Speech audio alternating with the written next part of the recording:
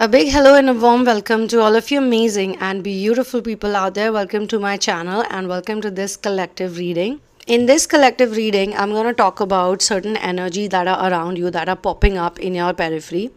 You may or may not resonate 100% with this channeling. Whatever the case is, you can talk about your story, you can share it with other people as well. So let's dive deep into it right away. So I can sense that some low vibrational people around you actually get irritated with you, and it's not really your fault, but you have been made to believe that it's your fault. The intention behind this collective reading is to actually help you remain in your high vibrational energy and not get affected by these people, because why are they getting attracted towards you or why are they in your periphery is because of what is there in your DNA system. These low vibrational people also bring in negative demonic attacks with them. Some people are sensitive to energy, and it also exists because while growing up, you have been taught to, or you have learned, or you have somehow picked up that you should keep these people around you. I mean, it's okay to. Maybe you had an auntie who was very low vibrational, and she would trigger others around, but everyone used to deal with her, or everyone used to accept her because she was a relative, and your parents also taught you it's okay, just accept her, just deal with her, just let it be. Even if she would come and create scenes in the house, or she would gaslight people or whatever. This is just an example. I'm not saying all aunties are like that. Some aunties are really loving also. Just to make you understand what I'm trying to say. So we become we become a magnet to these people because we also have certain aspects in us that need releasing. I'll give you an example here, another example. When I was really young, I had a set of relatives, even in my house. They used to come over and they would always create negativity. They had the CCTV energy also. They would always be looking what's happening new, how much are my parents earning. And I would always sense that whenever they are around, there was always an atmosphere of negativity. And after they would go also, it would be there. And I tried my level best to keep them out of my house. I would tell my parents that I don't want these people around, and something or the other would happen related to me as I started growing up, that they would go away because of me. I would act in such ways, or I would display some kind of bad behavior, or I would just do something and make them go away. They would go away, but my parents would keep bringing them back. For some reason or the other, they would just keep bringing those people back again and again. It was a cycle. Such a toxic cycle. Even my parents were very unhappy with those people. My parents also did not want them around. My parents had gone through a lot because of those people. Like all sorts of things they'd done. They cheated on my parents for money. They had lied about my parents. They had, done some business related, very big things that cannot be forgiven. And my parents were just not able to create a boundary around those people. And as a child, I could see it. It was very visible. But when my father passed away, those relatives were around again, and I this time created a huge scene. I am able to communicate with spirits since childhood, but during my father's passing over, I realized that when people are in the 13-day phase, there is a 13-day phase in India. After the person has died, the soul continues to stay with the family for 13 days, and we celebrate it. We respect it, we do whatever we can for the soul's happiness. So that time my father was with me for 13 days all throughout, and that's when I realized that this particular gift is actually real. As a child, while growing up, you're not spending time in places where people have died or crossed over, but I definitely felt it, and I knew it was happening even when my master had left. So but I didn't share it with others, or I didn't make a big thing about it.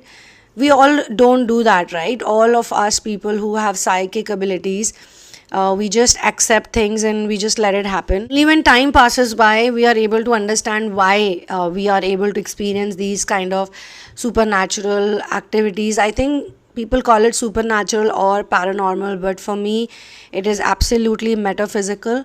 It is very divine to be around the people you love and people who love you, to be able to feel their presence and to be able to communicate with them and also get communication from them. So I could sense very strongly that my father also did not want those people around, and he expressed it to me in his own way, and I also got a lot of power because of that, and I made sure that those people were not around after that. Then for some more time these things persisted, but then I realized that this is something that I also need to release. It was something that had to be done via me. So a lot of people who are watching this right now, this could be straight away a message for you that maybe you are the chosen one in your family. You can show it to others. Like when I put my foot down and when I created a scene, and after that those people, they were really hurt because everybody loves their self-image. We have a lot of relatives around us when someone has passed over, crossed over. And at that time also there were lots of people, there were other relatives also, and to some people I even told them. There were some other things which I don't want to talk about in this video, but I'm sharing this experience with you guys to let you guys know that maybe you could be thinking that why your parents have always had these type of people in the household, or why you even had them in the first place. Like, it's not just about parents, maybe friends, maybe some other people, employees. I mean, it was a very helpless feeling to watch my parents struggle so much because of such people, and those people who I'm talking about also brought in more people like them. So it was like they were literally thriving on my parents' energy, and I could see that they were non-supported, because our parents also are victims of other victims. They have also gone through a lot, and when we do the healing, we can figure out which areas of them we need to keep with us and which we need to release. At that time I learned that some people are simply the loop breakers in their family. My brother could not do it, my sister could not do it, my cousins could not do it, anybody else could not do it. Even if they tried, these people would keep coming back. So I think I was the person. It was just like the movie Beautiful Mind, if you have seen that movie. There were these very negative characters who took control of the scientist life. He was a mathematician actually, but eventually he learned to keep them out. He learned to keep them out of his life, and they would just stand at a distance and watch them. And I feel the same thing, because these people who I made sure were out of our lives, they still know us, they still watch us on and off. We still see them around, but we never talk or we never communicate. Even if they communicate, even if they'll say hi, hello, whatever, I never respond, or nobody around me responds. I mean, that's interesting because it took me so many years to do it. I was doing it, I was trying it since childhood. Okay, so if you guys are also in this type of loop, then you are the chosen one in your family. You are the one who is going to do it, break the generational curse. And you're capable of it. You have the potential of it. Maybe you don't know how to do it. Maybe you can figure it out. Maybe you can do some kind of inner work. You can work with me also. But definitely a person who's not scared of changes, and definitely a person who can say to themselves that I don't need this. I don't need this in my life. I don't want my family to suffer. I don't want myself to suffer. And trust me, my family's life, the quality of their life and our life, it changed drastically after these people were permanently removed. It changed in a huge way, and it is still that. I still come across somebody who would bring some topic up, and I would say, do not even talk about these people, please. Let's not talk. If I want to talk about them, I'm going to tell my parents, my mother or my father. I communicate with my father even now, so I have sensed that he also needed help in that department, because on his deathbed he shared some things with me. Literally in his last days he shared some things with me he had never shared with anyone. So it's interesting that I'm talking about this subject today, because the concept of high vibrational people and low vibrational people, it is a really real thing actually, because I have noticed some people are so happy-go-lucky, like some children are so happy-go-lucky. They are always enjoying and chilling, whereas there are people around them who make them unhappy and sad, who make them feel that you don't deserve to be happy, or don't be happy. And who is doing that? Who is doing that? A child is playing with something, and somebody would enter, an elder would enter, an adult would enter and start telling the child or shouting at the child that don't do it. And I tell people, don't do it. Don't do it when your child is very happy. Okay, the child doesn't want to study is a different thing. You want to discipline the child is a different thing.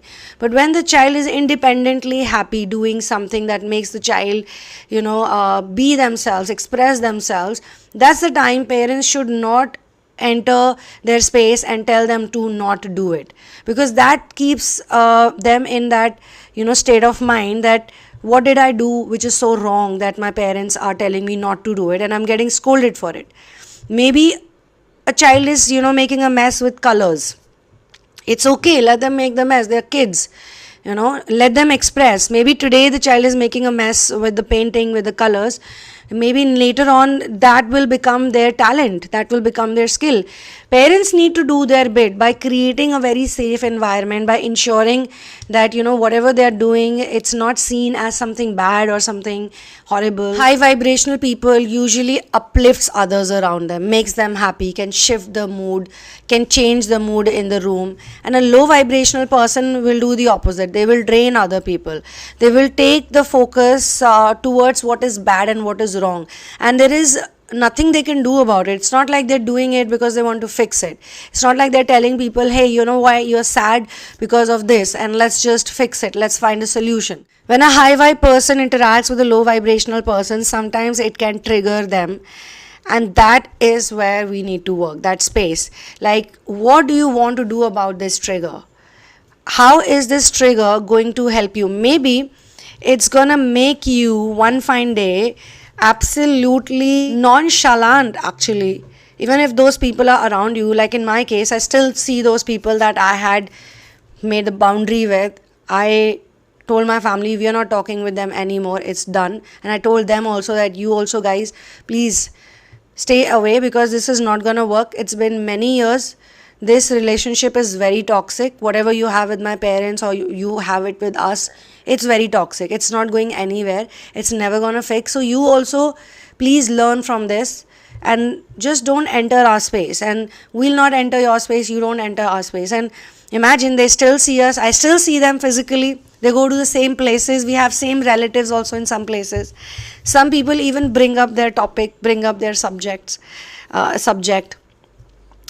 It's interesting, but it doesn't have any impact. It's like normal. Wherever I feel that people are talking too much about them, I tell them that I have not spoken to them for many years, so it would be pointless to talk about these people.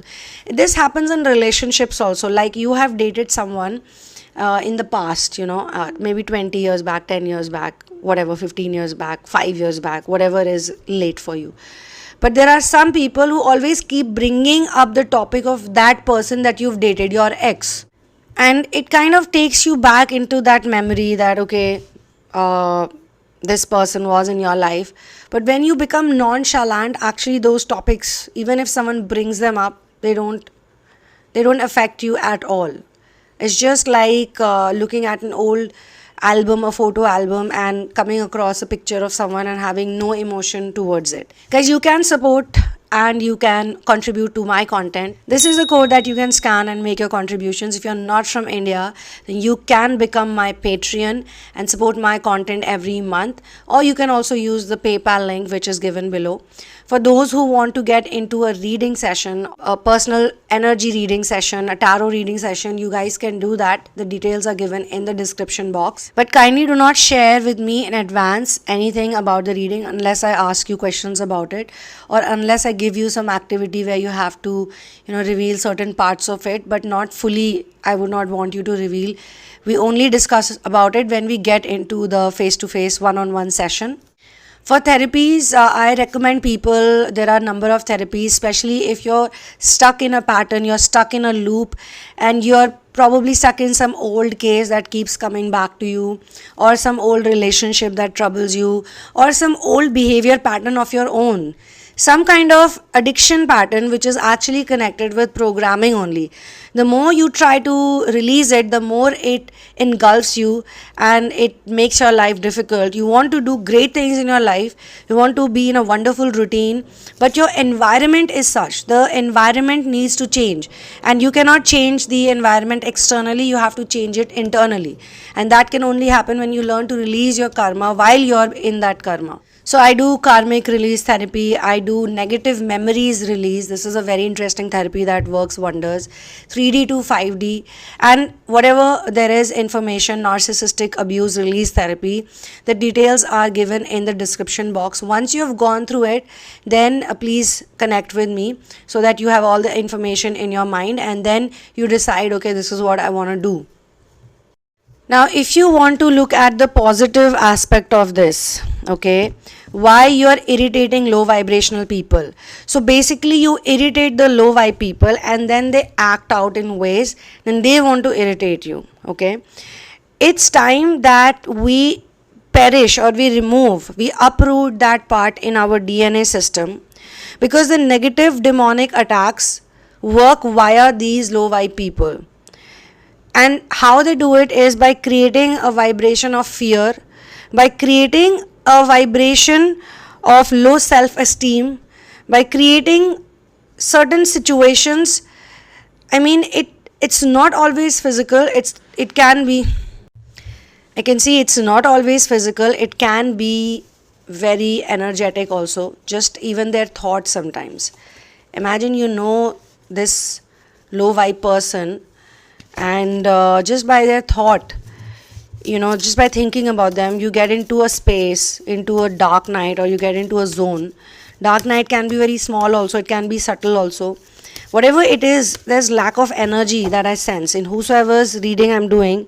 You feel you can do so much in life, but you're not able to do it because of all the judgments and perceptions that have been created around you since a long time. See, you basically need to heal, you need to meditate, you need to rest.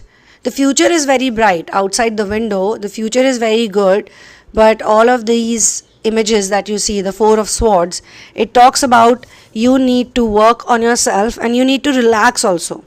Whosoever's energy I'm picking right now, you've actually gone through a lot of phases where people were unnecessarily jealous of you, unnecessarily, envious of you, and out of their jealousy and envy, they would do things, and you're not able to break the loop of that karma. But I guess this collective reading is a ray of hope for you, because you have kind of figured it out that this is what's happening with you in your life, and you no longer want to be a party to it, party to it, or you also don't want to provide the platform, the space, but you are trying to figure out how to do it. Running also is a type of wound that comes from fear of pain, rejection, and uncertainty. What a wonderful card. When we are stuck in addiction patterns, we are trying to run, we are trying to escape. And if you are dealing with a runner in your life, a person who keeps running, actually that person is trying to show you something. They are trying to take you to that aspect of you which they are mirroring, where you could be running and you could be trying to get into the zone of escape, the panic zone or the escape zone, and you may not be aware about it. So they run again and again, which hurts you, which triggers you, which takes you to inner work, so that you can break this chain, this loop. You don't want such people in your life who keep running away from you when you actually need somebody. Every time you show your emotion, every time you show how vulnerable you are, how human you are, this person is running away, this or probably more in the past. So they are actually trying to show you that maybe you are also running away from something which you should not run away from. You should just face it, face the fear and do it anyway. What these people also do is, you may not be aware about it, but they send you that type of energy, which is actually a psychic attack. It's a form of psychic attack. When these negative people, the low vibe people, they are basically in their mind casting some spells on you.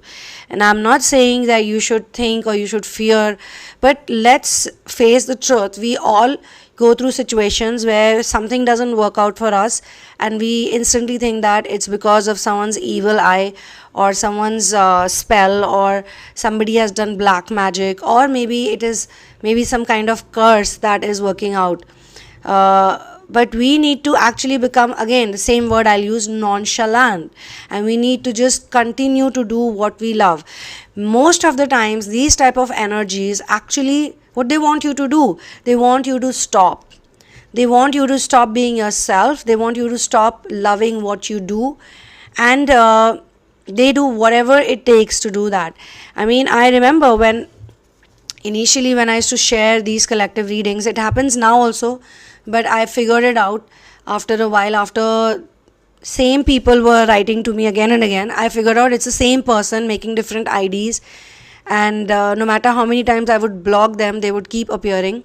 So then I remember I had to do a small healing, a small therapy session for my own self, and the truth came out to me, and that person, whosoever was making those fake IDs, actually kind of ended up revealing themselves. So which was very interesting.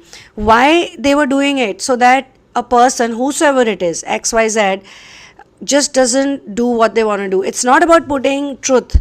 Like, I like people who give me truth serums. I really appreciate those people who are able to be honest.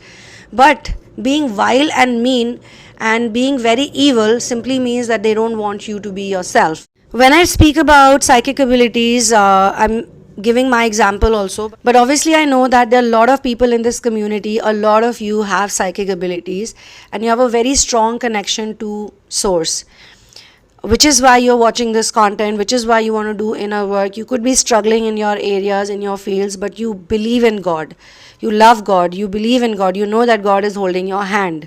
Those who attack you, they don't understand this, how it works for you, because it doesn't work for them. No matter how hard they try, they do not have the same faith, the same love, the same belief, the same surrender, the same letting go. How does one become so selfless and loving and kind? Path of light and love and forgiveness and patience and tolerance. That's because you have the source connection, you are connected with source, and whatever I'm talking about, slowly and gradually you'll also understand that these boundaries that you make also come from forgiveness. When you forgive people truly, it becomes very easy for you to create boundaries. It's very easy for you to let it go, let it all go, and let God do the magic. So they are actually not happy that you have this connection with source, or they don't like the fact that you're natural. So the witches, people who are into witchcraft, those are the people who learn it. They have to manually learn it. They have to theoretically learn it. They have to spend time on it. But you people are natural at it. You have the gift. You have the ability. You don't need to memorize any spells or recite anything or practice every night and, go under the moon and stand whatever. You don't need to do any of that. You are born with it. You have it in you. You have the connection with the sun and moon energy, the father and the mother energy. It runs in you. That's why you're so sensitive towards them as well. I remember once I met a girl and she told me that she's a witch, and she, showed me how she practices. Of course, being 5.2 projector helps a lot, because people don't even know why they're sharing so much, but they end up sharing, and later on they realize that, oh my God, did I say all of that just like that?